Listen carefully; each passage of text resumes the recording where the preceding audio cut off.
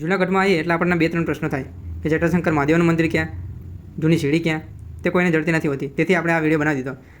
જૂની સીડીથી નીચે ઉતરતા આપણને ત્યાં પાણીની પરબ જોવા મળી જાય છે. પાણીની પરબની ડાબી બાજુથી આપણે જટાશંકર ધોધ તરફ આપણે જઈ શકીએ છીએ. ઉપર નીચે ચડી ઉતર કરીને થાકી જાય, પણ જટાશંકર ધોધની તરફ આપણે જઈ રહ્યા છીએ. બરોબર,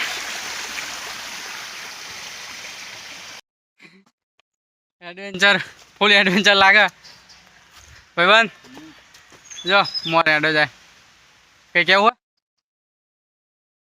કઈ નહીં. જટાશંકર ધોધની તરફ આપણે આવી ગયા. જો બધા પબ્લિક ના સ્નાન કરી રહ્યું છે.